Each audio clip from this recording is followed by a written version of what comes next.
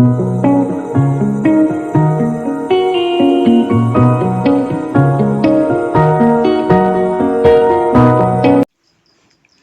Students, स्वागत है आपका एक बार फिर से स्टूडेंट्स टाइम पे। तो स्टूडेंट्स, हम लाए हैं पार्ट 7, वो भी इम्पोर्टेंट क्वेश्चंस फिजिक्स के। और इसमें हम देख रहे हैं लगातार physics important class 10 UP board के लिए। और अगर आप अदर बोर्ड से हैं तो फिर भी आप इस वीडियो को देख सकते हैं, क्योंकि बहुत ही नॉलेजफुल वीडियो होने वाला है। फिलहाल तो इसमें हम इम्पोर्टेंट क्वेश्चंस को ही कवर कर रहे हैं। पूरे चैप्टर को हमने अच्छे से एक बार कवर कर लिया हुआ है। तो आज हम देखने वाले हैं दृष्टि दोष। इसके पहले हम मानव नेत्र को अच्छे से हमने कवर किया जाता, तो उसको आपने जरूर ही देखा होगा। नहीं देखा है तो उसका जो लिंक है वो डिस्क्रिप्शन में दिया हुआ है। सारी चीज़ की प्लेलिस्ट हमें बनाई हुई है, तो प्लेलिस्ट का ही लिंक आपको मिलेगा। वहाँ से आप जितनी वीडियोज़ हैं सबको आप बारी बारी से देख सकते हैं। फिर अगर आप चैनल पर नए हैं तो आपको सब्सक्राइब कर देना है। ये वीडियो पार्ट 7 है और इसके पहले जो पार्ट है सबका लिंक नीचे दिया हुआ है, तो आपको सब्सक्राइब कर लेना है। ये देख लेते हैं क्या है निकट दृष्टि दोष। तो यह क्या होता है, इस दोष में जो भी पीड़ित व्यक्ति होता है उसी जो पास आपको निकट से लग रहा हो कि जो प्रॉब्लम होगी वो नज़दीक के लिए होगी, लेकिन ऐसा नहीं होता। इसमें ठीक उल्टा होता है। निकट की वस्तु जो होती है इसमें स्पष्ट दिखाई देती है, लेकिन उसे दूर की वस्तु स्पष्ट दिखाई नहीं देती। पॉइंट तो यही याद यही रखना है। इस क्वेश्चन से आपको लगभग 3 या 4 नंबर एग्जाम में मिलने वाले हैं। इंपॉर्टेंट है। मैं आपको एक दिन यूपी बोर्ड का जो पेपर होते हैं वो भी मैं उसको दिखाई दूंगा एक दिन। तो उसके लिए आपको चैनल को पर लगातार बने रहना होगा। देखिए किस प्रकार से ये होता है। जब आपको ये ऐसा दोष होता है, मान लीजिए कोई वस्तु है अनंत पे है या कहीं स्थित है, जब वहाँ से प्रकाश सिराएं चलेंगी और यहाँ पे लगा हुआ उत्तल लेंस, इसमें उत्तल लेंस लगा होता है। मैंने ये सारी चीज़ें आपको बताई हुई थी। तो क्या होता है, यह यहाँ आके टकराएगी और इसका जो अपवर्तन है वह यहाँ पास में हो जाएगा और इसका अपवर्तन यहीं पास में हो जाएगा। तो बिंदु यहाँ कहाँ पर इसके रेटिना पे मिलने की बजाय यह बीच में है, यह बीच में यानी ये कांचा दर्पण के पास ही ये मिल जाती है, जिससे मनुष्य को वह स्पष्ट दिखाई नहीं देती। ठीक है, इस प्रकार से हो जाती है। और अगर इसके हम कारण की बात करें तो आपको कारण कुछ जान लेना चाहिए कि नेत्र का जो वक्रता है वह बढ़ जाता है, यानी जो उसका सी है वह बढ़ जाता है, उसकी फोकस दूरी कम हो जाती है। नेत्र की वक्रता बढ़ जाता है और उसकी फोकस दूरी कम हो जाती है। ये तो आपको थोड़ा सा डिफिकल्ट लग रहा होगा, ये क्या बोल रहे हैं, क्योंकि जब मैं 10th में था तो मुझे भी काफ़ी कन्फ्यूजन हुआ था, मुझे प्रॉब्लम हुई थी। तो मैं उसको आज आपको बता दे रहा हूँ कि मैंने कैसे समझा था। देखिए अब आते हैं एक बार इसको समझने के लिए परावर्तन वाले में। परावर्तन हमने क्या देखा था, कुछ इस प्रकार सा एक समतल पृष्ठ था, देखिए, और इसके नीचे कलाई की हुई थी। ठीक है, कलाई की हुई थी। और हमने इसके साथ क्या देखा था, एक प्रकार की प्रकाश आती थी आपतित किरण, और यह क्या थी, परावर्तित किरण। बीच में इसके अभिलंब होता था।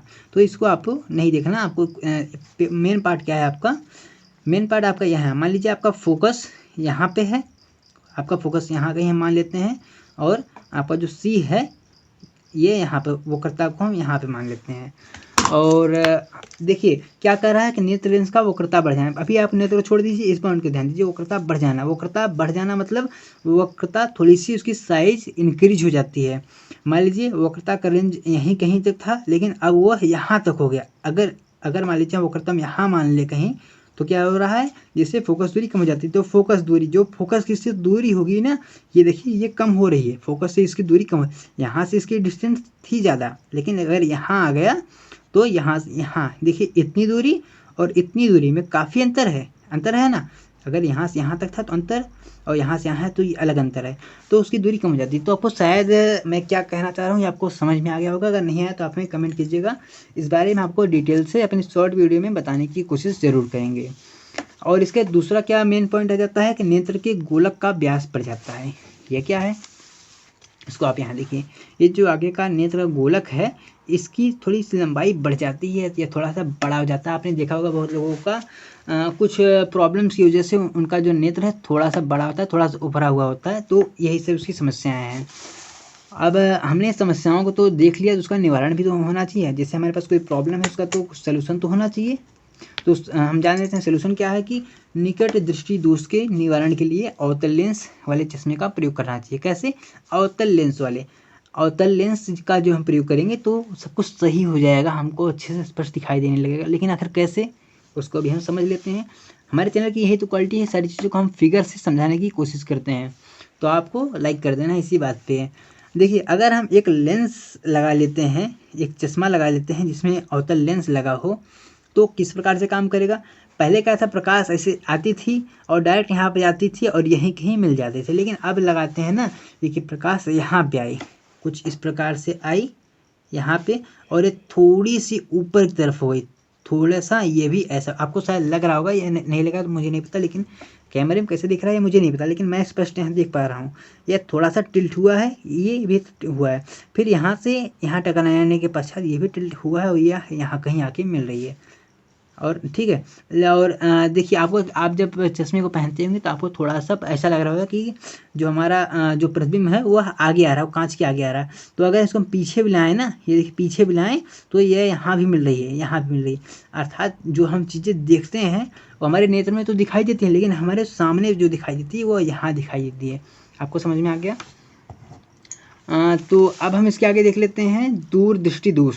ठीक है, दूरदृष्टि दोष को हमको समझ लेना है क्या है। इस दोष से पीड़ित व्यक्ति को दूरदृष्टि की वस्तु तो दिखाई देती है, लेकिन पास की वस्तु स्पष्ट दिखाई नहीं देती। दूर की जो वस्तु है वह दिखाई देती है, लेकिन पास की वस्तु दिखाई नहीं देती। देखिए उल्टा है, ठीक उसी का, ठीक उसी को उल्टा है। इसमें लिखा है दूरदृष्टि, लेकिन दूर की आपको दिखाई देगी, पास की नहीं दिखाई देगी। क्या कारण है इसका। सर यहाँ पर फिगर थोड़ा सा मिस्टेक हो गया जल्दीबाजी में, फिर भी आपको समझाने की कोशिश करूँगा। देखिए कुछ इस प्रकार से हमारा मानव नेत्र है, आप मान लीजिए फिगर सही है ऐसा मान लीजिए, और यहाँ कहीं वस्तु है। देखिए इसमें पास से देख रहे हैं, पहले दूर थी लेकिन अब हम पास, कोई वस्तु पास में है।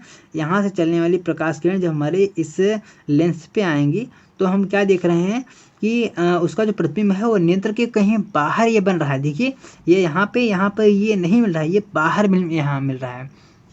आपको शायद नहीं आ रहा होगा। देखिए कुछ इस प्रकार से हमारा मानव नेत्र है, कुछ इस प्रकार से, और यहाँ कहीं यह लेंस है, यह उत्तल लेंस है। ठीक है, यह उत्तल लेंस है, और जो हमारी जो वस्तु है हम मान लेते हैं हमारी वस्तु यहीं कहीं है। ठीक है, यहीं की हमारी वस्तु है। जब इससे प्रकाश किरणें कुछ इस प्रकार से चलेंगी, कुछ इस प्रकार से चलेंगी, तो अब यहाँ से इसका अपवर्तन होगा। होने के बाद हम क्या देखते हैं, यह कुछ इस प्रकार से बाहर की तरफ, यह यहाँ कहीं बाहर की तरफ ये मिलती है, कुछ यहाँ पे ये मिलेंगी। वस्तु यहाँ पे थी, इसका प्रतिबिंब यहाँ पे बनेगा, जबकि बनना कहाँ चाहिए, बनना तो यहाँ चाहिए, बनना यहाँ चाहिए, लेकिन ये बन यहाँ पे रही है। तो इसका निवारण क्या है, इसको अभी हमको देख लेना चाहिए। तो अगर हम बात इसके निवारण की करें तो आइए देख लेते हैं क्या है इसका निवारण। निवारण से पहले हमको कारण भी हमको जान लेना चाहिए, माफ़ कीजिएगा हमने कारण को नहीं देखा था। क्या है कि नेत्र लेंस की वक्रता कम हो जाना है। पहले हमने क्या देखा था, नेत्र लेंस की वक्रता ज़्यादा हो रही थी, अब यहाँ कम हो रही है। वक्रता कम होगी, फोकस दूरी कम हो जाएगी।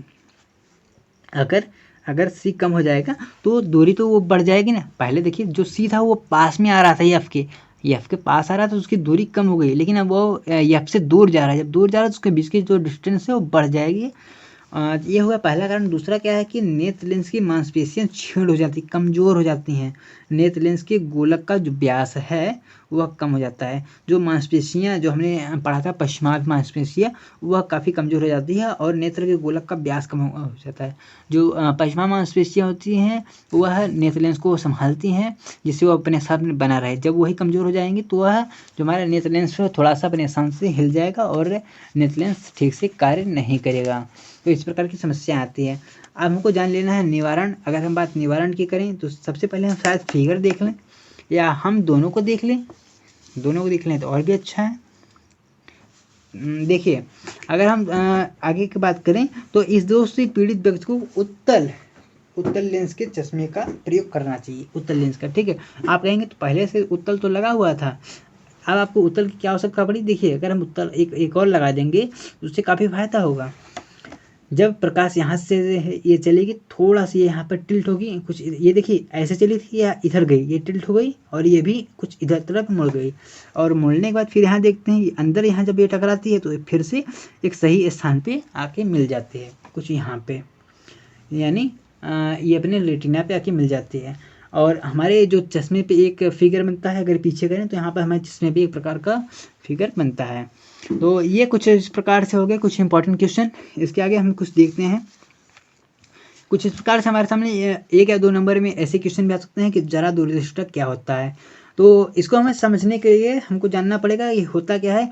देखिए एक ही लाइन में मैं आपको बता देता हूँ कि हमने अभी भी क्या पढ़ा, दूरदृष्टियुष और क्या, दूरदृष्टियुष और नज़दीक एक वाला था, ठीक है। एक दूर के लिए एक पास के लिए जो दृष्टियुष थे वो अलग अलग थे, लेकिन जरा दूरदृष्टि में क्या होता है, ये इसमें दोनों, इसमें आपको दूर हुआ पास, इसमें आपको दूर हुआ पास, ये दोनों आपको दिखाई नहीं देते, ये दोनों की वस्तु दिखाई नहीं देती है। इसके लिए आपको उत्तल और अवतल दोनों प्रकार के लेंस का उपयोग करना पड़ता है। एक और आपके एग्जाम में 1 या 2 नंबर के लिए आ सकता है, वर्णंतता क्या होता है। वर्णंतता क्या होता है कि ये पहले इसको जान लीजिए, यह जन्मजात होता है, ये बीमारी जन्मजात होती है पूरी तरीके से। इसमें आपको कलर ब्लाइंडिंग इसको कहते हैं इंग्लिश में। आपको एक परफेक्ट कलर नहीं दिखाई देगा, मतलब आपको कुछ ही रंग दिखाई देंगे, कुछ रंग आपको अच्छे से नहीं दिखाई देंगे, और इसका कुछ इलाज भी नहीं होता। तो स्टूडेंट्स आज की वीडियो के लिए इतना है। मुझे आशा है आपको सारी चीज़ें बहुत अच्छे से समझ में आ रही होंगी। अगर आपको समझ में आ रही है तो आपको वीडियो को जल्दी से लाइक कर देना है, अपने दोस्तों से शेयर कर देना है। अगर आपको कोई पॉइंट नहीं समझ में आए तो आपको कमेंट हमें करके जरूर बताना है, क्योंकि तभी हम जानेंगे ना कि आपका क्या रिस्पॉन्स है इस वीडियो के लिए।